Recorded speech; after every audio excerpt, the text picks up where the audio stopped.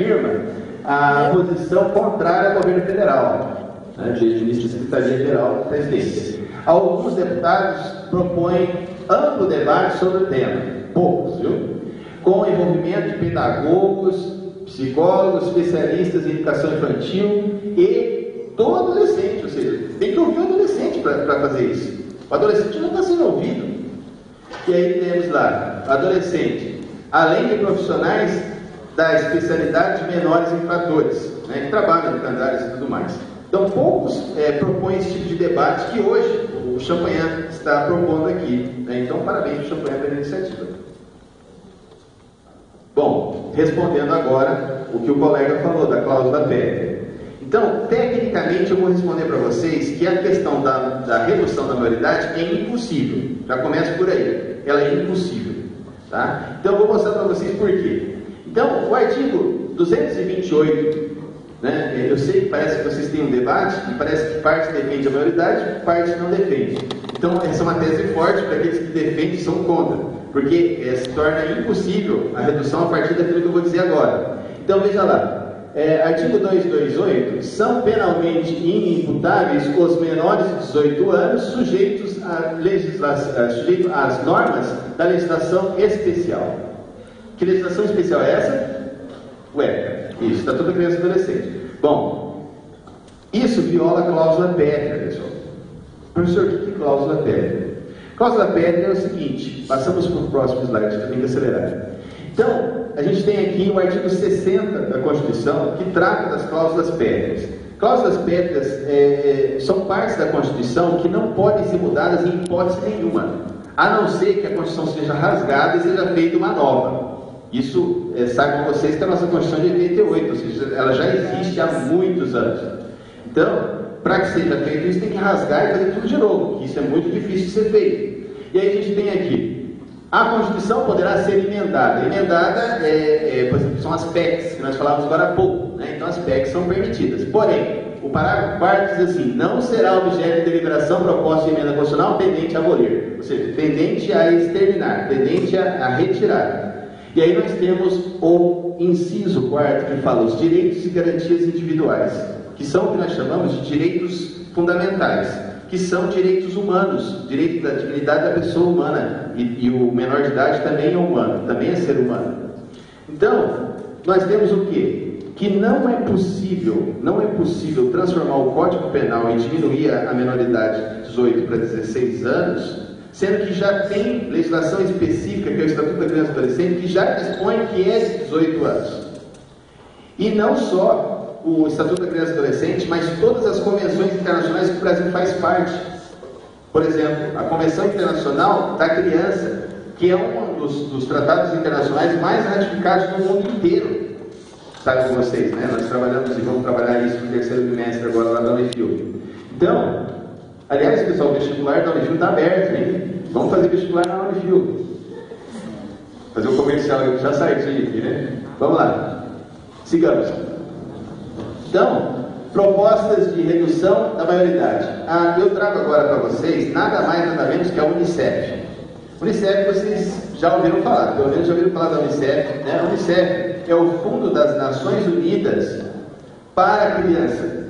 Então é o dinheiro destinado para investimento à criança, né? Das Nações Unidas, da ONU, né? Se você ligar a TV hoje, no noticiário, não naquelas novelas da 8, pelo amor de Deus, mas você liga, que aquilo ali é tudo, enfim, deixou nos virtuar. E aí nós temos ali o noticiário, se você liga, já vai falar da ONU.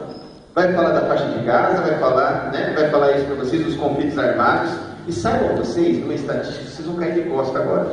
Na faixa de Gaza, né, na Palestina, vocês estão acompanhando isso pelo noticiário, se ligar o noticiário você acompanha isso, né? Já morreu tanta gente dos conflitos armados, mas agora vocês vão cair de costa. São muita gente já morreu lá. Só que, em índice de proporção estatística, no Brasil, morre muito mais gente do que nos conflitos armados da Síria, da Cisjordânia, da Líbia, da faixa de Gaza. Sendo que o Brasil está em estado de paz. Então, imaginem só, lá eles estão em conflitos armados e morrem menos gente que morre no Brasil, gente. Fruto de criminalidade, de falta de ressocialização, de falta de reeducação. Bom, então a Unicef, ela fala aqui, ó, como é conhecida, a Unicef se posiciona contra a redução da maioridade.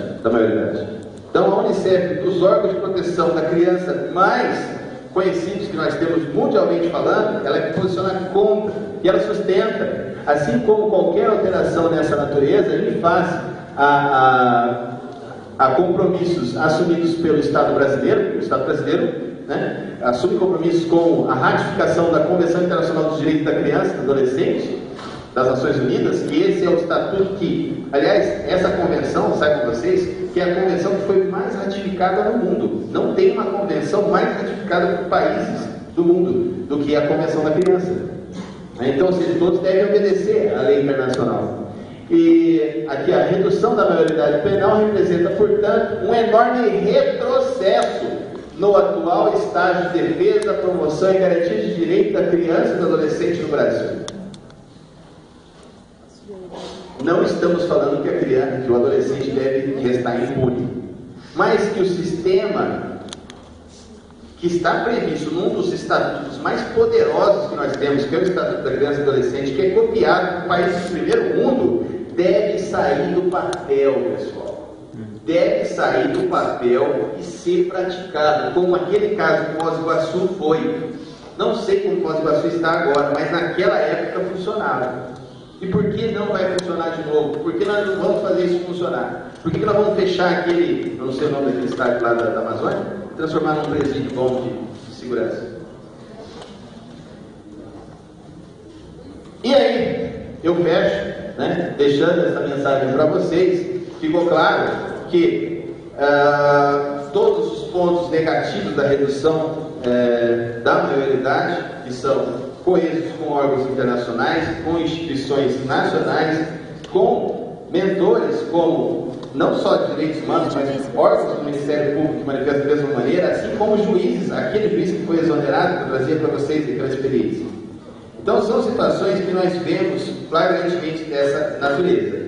Então o ponto é o seguinte: não é culpa do adolescente, não é culpa da família que sofre com a pobreza, não é culpa da vítima, a culpa é do Estado, que não investe na segurança devida e não devolve esse menor infrator educado para a sociedade, não devolve o maior ressocializado com oportunidade de emprego para a sociedade, para que nós não precisamos colocar cerca de segurança até na casinha do cachorro, para que o cachorro não seja roubado.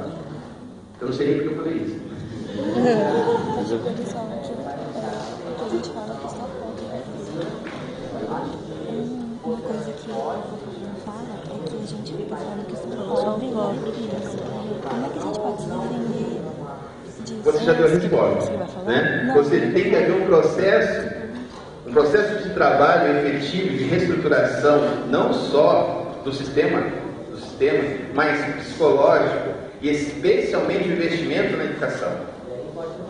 Aí sim, futuramente, vamos dizer, uma perspectiva daqui a uns 20 anos, eu falo 20 anos de estudo, de impacto, para que a gente veja isso em números, para que então a gente possa pôr em prática essa redução.